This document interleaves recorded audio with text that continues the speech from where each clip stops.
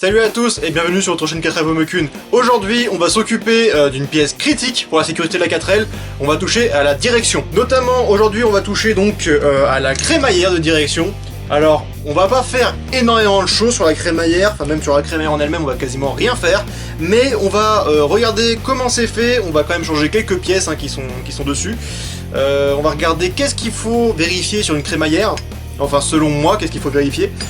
Et puis, je vais vous montrer tout ça directement dans cette vidéo. Voilà, je vous ai résumé les grandes lignes en 30 secondes, sans plus attendre, c'est parti. Et voilà, on est sur la crémaillère. Alors donc, la crémaillère, qu'est-ce que c'est? À quoi ça sert? Elle a vraiment un rôle très critique parce que c'est la pièce qui va directement tourner les roues avant en fait. C'est une pièce du coup qui est directement reliée à la colonne de direction, au volant. Notamment là, c'est vraiment le volant, une barre, c'est quasiment tout droit et c'est directement relié à la crémaillère, comme il n'y a pas d'assistance. Si on appelle ça une crémaillère, c'est parce qu'à l'intérieur, le fonctionnement, c'est un système de pignon crémaillère. Donc la colonne de direction vient se fixer ici, là, sur ce bout de caoutchouc. Quand la colonne tourne, là vous pouvez voir, ça fait bouger la crémaillère. Donc la crémaillère à l'intérieur, là, en tournant ça, je tourne le pignon.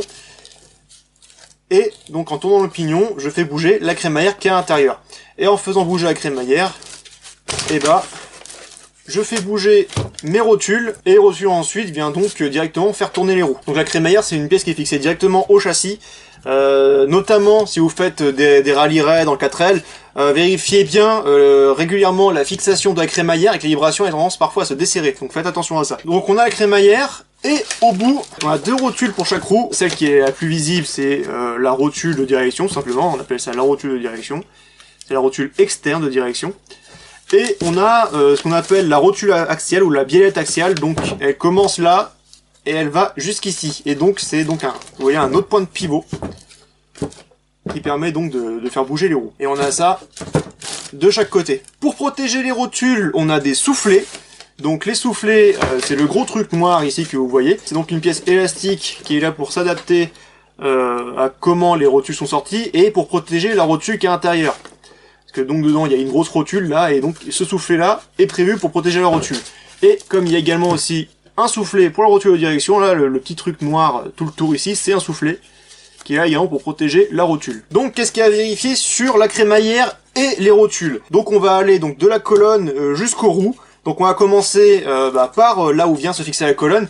Ça vient se fixer sur ce rond noir ici qui est un rond en caoutchouc qu'on appelle le flector. Donc c'est pas un médicament, c'est cette pièce là. Il faut vérifier qu'elle soit pas fissurée, qu'elle soit pas toute sèche, toute dure. Voilà, donc vérifier qu'elle soit bien en bon état parce que c'est une pièce en caoutchouc qui fait la liaison entre la colonne et la crémaillère. Vraiment c'est une pièce intermédiaire. Donc si cette pièce là est en mauvais état, la liaison se fera mal ou même pas du tout si jamais la pièce casse. Donc ça peut être assez dangereux. Je vous mets en lien ici une vidéo de François de Garage Rock'n'Roll qui a eu un souci avec le flector sur sa Ford Mustang. Dans ces vidéos on voit bien le cas extrême dans le cas d'un flector en très mauvais état et les risques qu'on peut encourir. Donc là, dans mon cas, cette pièce-là, malgré son âge, est franchement en très bon état. Elle est pas sèche, elle est pas dure, elle est encore souple. Pas de fissures, franchement, même moi ça me surprend, parce que pour 30 ans, franchement, c'est vraiment, mais vraiment en bon état. Donc cette pièce-là, je vais pas y toucher, à savoir donc que ça se change, on peut en trouver des neufs. Juste sur la crémaillère, la pièce est rivetée, donc avec une meuleuse, il faudra faire sauter les rivets pour pouvoir l'enlever, et ensuite le flector neuf est livré normalement avec des vis pour pouvoir remplacer les rivets. Ensuite, donc on continue, donc on a le flector, on a donc toute la partie pivotante, et donc on a le pignon. Et le pignon, et la crémaillère à l'intérieur. Donc ça c'est quelque chose que j'ai déjà fait avant de démonter la crémaillère de la voiture. J'ai vérifié qu'il n'y avait pas de jeu dans la direction. Donc pour ça, vous levez la voiture, vous prenez la roue et vous essayez de la faire bouger comme ça, et si on sent du jeu à l'intérieur, ou alors même que ça fait cloc-cloc, ça peut être la direction qui a du jeu. Dans mon cas, j'ai vérifié, la direction n'a aucun jeu, et donc du coup je vais revenir aussi sur la suite. Elle n'a aucun jeu, donc ça veut dire qu'il n'y a du jeu ni dans la crémaillère, donc ni dans le pignon crémaillère, ni dans les rotules axiales, ni dans la rotule extérieure. Donc vraiment là-dessus, on a une crémaillère qui est franchement en bon état mécanique. Donc si jamais vous trouvez du jeu quand vous faites votre test, faudra déterminer d'où vient le jeu. Si ça vient d'une rotule extérieure, si ça vient d'une rotule axiale, ou si ça vient directement de la crémaillère. Si ça vient de la crémaillère, c'est un peu plus compliqué. Et dernière chose à vérifier du coup, c'est les soufflets.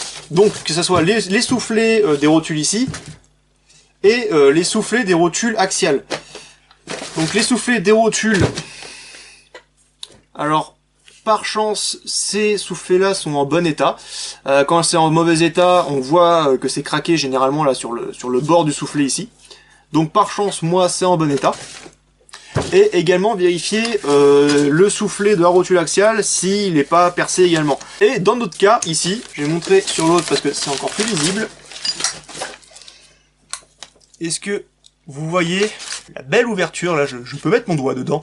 Donc ça par contre c'est pas bon du tout. Ça c'est vraiment quelque chose de très mauvais parce que du coup là toute la saloperie peut rentrer à l'intérieur, peut venir salir, souiller toute la crémaille intérieure, même la rotule qui est à l'intérieur. Et donc ça peut tout user prématurément. Donc là, dans notre cas, il n'y a pas de jeu, donc visiblement ça va. Mais on va quand même changer les soufflets, parce que ça, en plus, si jamais c'est remarqué lors du contrôle technique, il y a une notation sur le procès-verbal du contrôle technique. Donc, bien vérifier ces soufflets-là aussi. Donc, qu'est-ce que je vais faire aujourd'hui? Donc déjà, il y a ça à changer, on le sait déjà. Même si les rotules ont l'air en bon état, je vais quand même toutes les changer, je vais vraiment changer toutes les rotules. Je vais garder, en gros, que la crémaillère et le flector. Pour repartir sur quelque chose de vraiment sain. Et donc je vais tout démonter, je vais également nettoyer l'intérieur, regresser. Donc on va commencer par démonter les rotules extérieures. Bon là vu que je vais changer toute la rotule entière, à la limite il n'y aurait pas besoin. Mais je vais les démonter parce que pour le parallélisme, il y a donc un réglage ici. Voilà, cette rotule là vient se visser dans cette rotule là et en fonction de comment c'est vissé, la distance qu'on a entre les deux, c'est comme ça qu'on règle le parallélisme. Donc généralement ce qu'on fait pour s'approcher du réglage, vraiment, mais s'approcher et tenter de s'approcher du réglage optimum. Donc on desserre le contre-écrou ici qui bloque la rotule, et on la dévisse, et on compte le nombre de tours jusqu'au moment où elle sort. Et donc ensuite la nouvelle rotule, on la remonte en comptant également le nombre de tours. Sauf que moi, forcément, vu qu'il y a rien qui se passe correctement, je peux pas faire ça parce que la crémaillère n'est pas à son point 0. Alors ça, je sais pas si je vais réussir vraiment à vous l'expliquer, mais en gros, quand la voiture roulait encore, voilà, la voiture roulait très bien droit, le volant bien droit, il n'y avait pas de souci. Mais par contre, la crémaillère n'était pas sur son point 0. Et ça, en fait, tout simplement, c'est qu'ils ont... En fait, dans leur réglage, vous pouvez voir ici, on voit presque pas le filetage de la rotule. Et de ce côté-là, on voit beaucoup de filetage. Et donc ça veut dire que quand la voiture roulait bien droit, la crémaillère n'était pas en son centre en fait. Alors peut-être qu'ils ont fait un tour complet de volant, peut-être qu'ils se sont rendus compte que le volant n'était pas droit, donc ils ont démonté le volant, ils l'ont remis droit. Donc là la crémaillère en soi, quand la voiture roulait droit, elle était pas à son point 0, elle était pas au point du milieu de la crémaillère. Après évidemment, quand la voiture sera prête, ça va directement aller au parallélisme pour régler tout ça. Train avant et train arrière, parce que sur les 4L, le train arrière aussi se règle. Alors, je vais couper les colliers qui tient les soufflets. Voilà.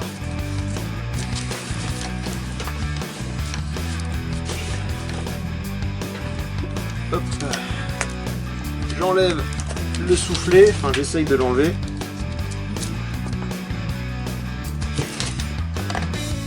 Donc là on a enlevé les soufflets, on voit les rotules ici. Donc là même s'il n'y avait pas de jeu, là clairement on peut voir que la graisse elle est toute sèche. Enfin il y a même quasiment plus de graisse en fait. Il y a de la saloperie, ouais, la graisse est carrément complètement sèche.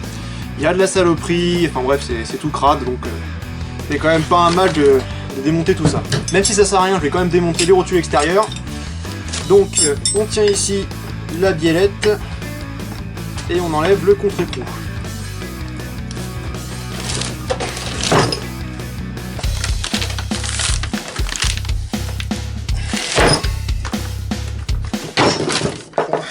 Ok, ça a bougé, voilà.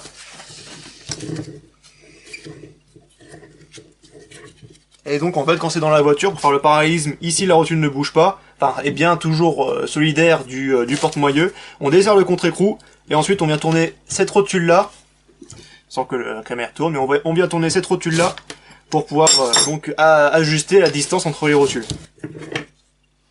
Ouais, en plus elle est un peu rouillée à l'intérieur. La même chose de ce côté-là.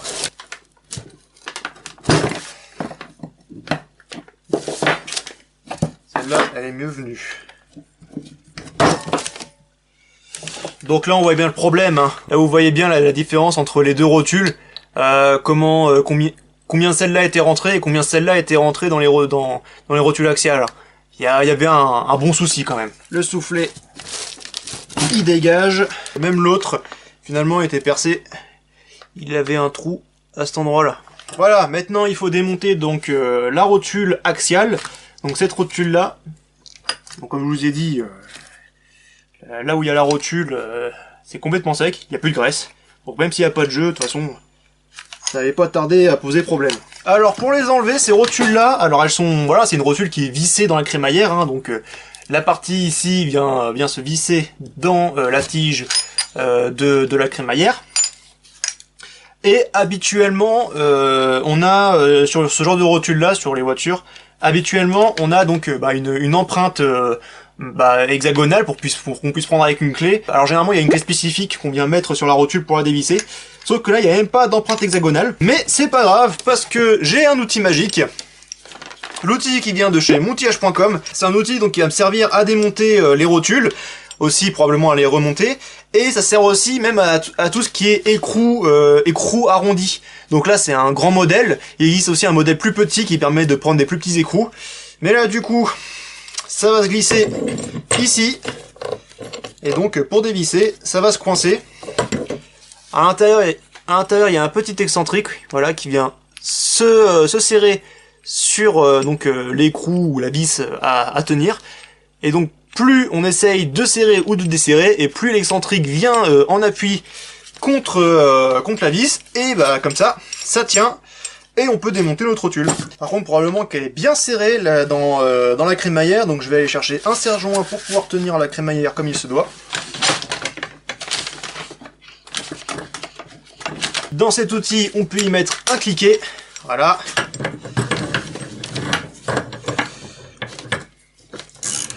Et maintenant, il suffit de desserrer. Ah oui, ça se coince. Et on va essayer de dévisser cette rotule.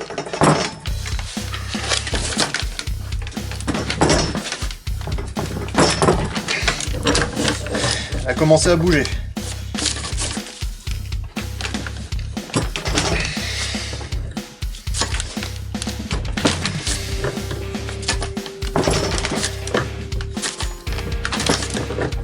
Et ça tient bien, hein.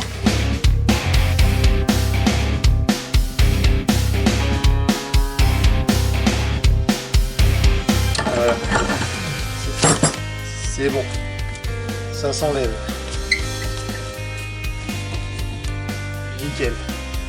Et là, franchement, ce outil, il est vraiment magique. Hein. Franchement, il a pas flanché. Faut pas oublier les petites entretoises là qui vont avec la rotule. Voilà. Parce que ça fait partie. Ça, c'est des pièces qu'on reçoit avec les rotules neuves. Hein. Donc, faut pas oublier à l'enlever. Je vais enlever maintenant la rotule de l'autre côté.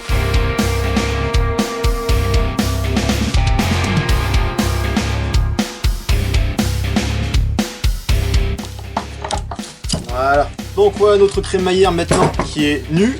Vraiment là on voit maintenant. Attends, je vais vous montrer vachement facilement donc la crémaillère à l'intérieur.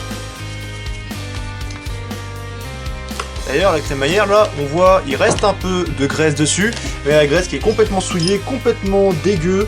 Ça va encore, elle est pas si sale que ça, mais elle est vieille et elle a quand même été un peu polluée. Du coup, ça va être gros nettoyage de toute la crémaillère. Donc pour ça, nettoyant frein, de l'essuie-tout, et puis on va y aller doucement comme ça.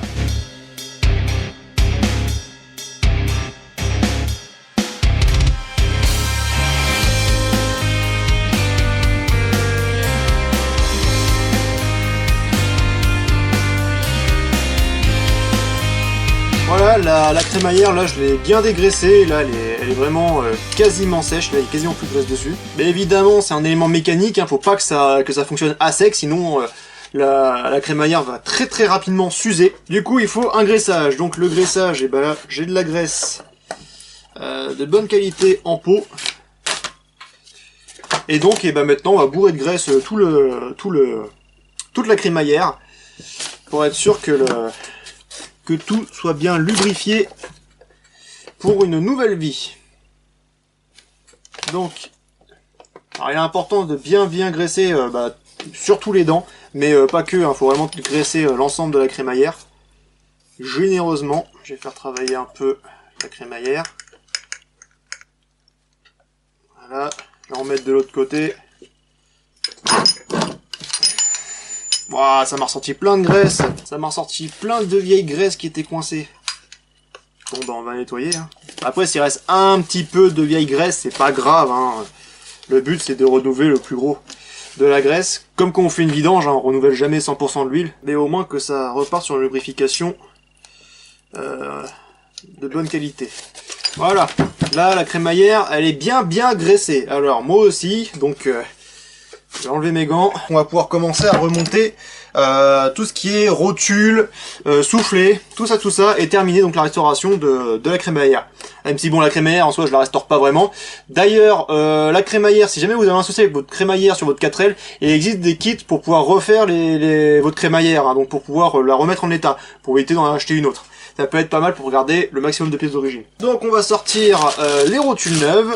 Donc moi j'ai acheté un kit avec les deux rotules ensemble.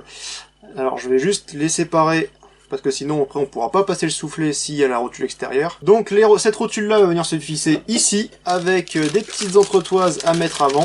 Donc les petites entretoises c'est constitué de 3 pièces, il y a une petite bague comme ça en plastique et là 2 pièces que je viens d'emboîter l'une dans l'autre. Donc là une petite rondelle ici avec 2 petits méplats qui vont venir se loger donc dans des méplats qui sont au bout de la crémaillère et une petite rondelle ici anti-desserrage. Vous voyez là toutes les petites ailettes, c'est anti-desserrage, ça va venir s'emboîter dans l'écran ici de la rotule et ça va permettre donc d'éviter que ça se desserre dans le temps tout seul. Alors la petite bague en plastique, la petite rondelle anti-desserrage.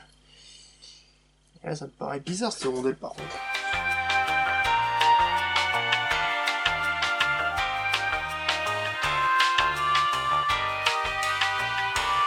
Bon, après un long moment de réflexion, là j'avais un souci, parce que là donc je vous ai montré donc les rondelles freins, mais dans le kit là, alors bon là c'est tout dégueu, il y a aussi cette rondelle en caoutchouc, enfin en plastique blanc, en plastique souple. Je ne sais pas du tout où est-ce qu'elle se monte. Là vraiment j'ai cherché partout où je pouvais trouver des informations. J'ai regardé, ça se monte nulle part à première vue. Donc et puis en plus dans le kit on a que ces rondelles là, sauf que ça là j'ai deux soucis. Déjà cette pièce là je sais pas où est-ce qu'elle se monte et j'ai regardé, c'est la seule marque là, la référence que j'ai acheté c'est la seule marque qui livre avec cette petite rondelle. Les autres marques livrent simplement donc la rondelle frein. Et en plus si je monte la rondelle comme ça puis la rotule directement, donc ça va donner quelque chose comme ça. Et que je vais en buter. Alors là, je sais pas si vous allez voir, mais en fait, il y a de l'espace entre la pièce là et la crémaillère, et le corps de la crémaillère. Et là, moi, ça me pose un gros souci, parce que ça veut dire que la butée de la crémaillère, c'est simplement le pignon qui bute contre la fin de la crémaillère, en fait, qui bute contre la zone où il n'y a pas de dents. Donc ça veut dire que si je monte ça, simplement la rondelle là et la biellette, à chaque fois que je vais braquer à fond, le pignon va venir taper dans la colonne directement, et donc forcément c'est très mauvais. Et j'ai regardé, la butée, c'est pas le rôle de cette pièce là. Vraiment, elle va pas ici, elle rentre nulle part. Elle va pas non plus sur la rotule ici, ça va nulle part. Et en plus si je monte ça comme ça, et on aura le problème du pignon qui va cogner à chaque fois. Du coup, ce que je vais faire, sur les billettes d'origine, il y avait également des rondelles, donc il y avait des rondelles freins, et il y avait cette grosse entretoise en plastique. Et d'origine, c'est cette entretoise qui fait la butée de la crémaillère. Donc quand on braque à fond, c'est cette butée qui vient se plaquer contre le corps de la crémaillère, et donc le pignon ne vient pas cogner contre la crémaillère. C'est vraiment cette pièce là qui fait la fin de course de la crémaillère. Et comme ça, en fait, on sauvegarde tout le mécanisme. Du coup, alors je sais pas du tout si c'est comme ça qu'il faut assembler, hein, mais cette pièce là, je vais probablement pas la monter parce que vraiment, pour moi, elle n'a aucune utilité. Vraiment, cette pièce là, je vois pas du tout à quoi ça sert. Et je vais donc remettre cette pièce là. Voilà. Ici, sur le bord, on a un peu d'espace pour pouvoir mettre notre rondelle frein, et je vais assembler la biellette. Et pour serrer, je vais réutiliser mon outil. Et donc là, les rondelles frein, ça va donc servir Bah simplement à ce que la biellette ne se desserre pas toute seule. En fait, avec cette rondelle, on peut serrer la biellette, mais il sera beaucoup plus difficile de la desserrer. Je vais appliquer un serrage au couple avec cet outil, même si c'est assez improbable. Mais logiquement, on peut faire un serrage au couple. Parce que là, le carré est bien aligné en fait dans l'axe de l'outil. Donc on est au milieu. Alors ce sera pas un serrage qui sera ultra précis, mais ce sera toujours ça. Apparemment le serrage est entre 35 et 45 Nm, donc c'est assez large. Donc moi je vais serrer à 40. Donc pour pouvoir serrer au couple avec ce genre d'outil, il faut se mettre à 90 degrés par rapport à l'outil de serrage. Enfin, la clé dynamométrique est à 90 degrés par rapport à l'outil de serrage. Voilà. Et je vais monter la deuxième de la même façon.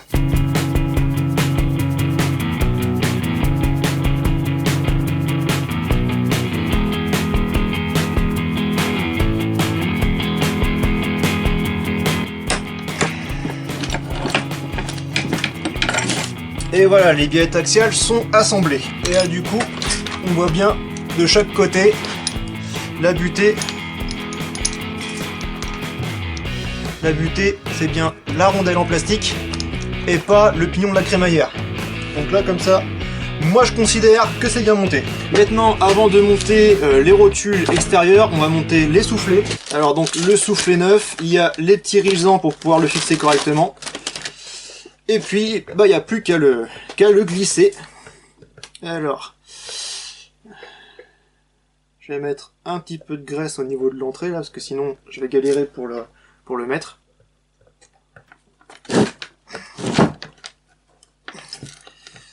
Faut forcer un peu pour faire rentrer sans l'abîmer. Voilà. Et on le fait rentrer jusqu'au moment où il va se clipser sur la rotule. Voilà. Voilà, il y a une petite gorge fait pour. La petite gorge là. Cette petite gorge là. Et il n'y a plus qu'à le clipser. Donc pour le clipser plus facilement, je vais le rentrer à fond.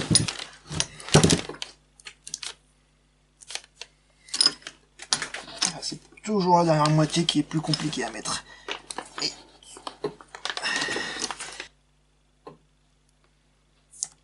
voilà.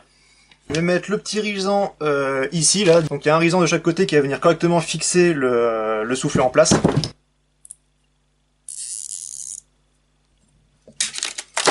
Voilà. Comme ça, là, ça peut plus partir. Et donc il y a aussi un rilsan à mettre également de ce côté-ci. Mais je vais pas le mettre pour le moment, je vais le garder, je vais le mettre plus tard. Je vous montrerai pourquoi dans une prochaine vidéo. En attendant, maintenant on va monter l'autre côté.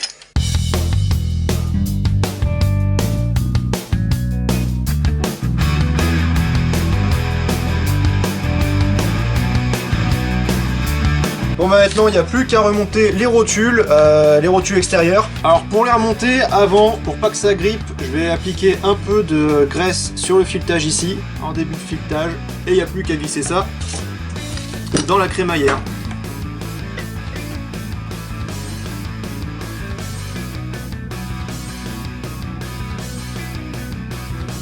Et voilà une belle crémaillère toute neuve, enfin toute neuve, du moins reparti pour quelques années, je pense. Bien graissé à l'intérieur, bien nettoyé, les rotules toutes neuves, les soufflets tout neufs. Là, on part vraiment sur quelque chose de vraiment sain. Et voilà, c'est sûr que la vidéo va se terminer aujourd'hui. Donc, vous avez vu comment j'ai révisé la crémaillère. Donc, enfin, c'était surtout le remplaçant des rotules, mais j'ai quand même vérifié la crémaillère, vérifié voilà, qu'elle fonctionne bien. Chose que j'ai pas dite évidemment quand j'ai manipulé la crémaillère, quand j'ai fait translater, j'ai bien vérifié qu'il n'y avait pas de gros points durs, j'ai vérifié qu'il n'y avait pas de soucis dans la manipulation. On sent à chaque engrenage un petit point dur, mais c'est normal, simplement l'engrenage qui fonctionne. Et sinon, bah à part ça, voilà, la crémaillère maintenant elle fonctionne très bien, elle fonctionne de manière beaucoup plus fluide qu'avant, j'ai l'impression. Maintenant avec de la graisse neuve, c'est sûr que ça fonctionne mieux.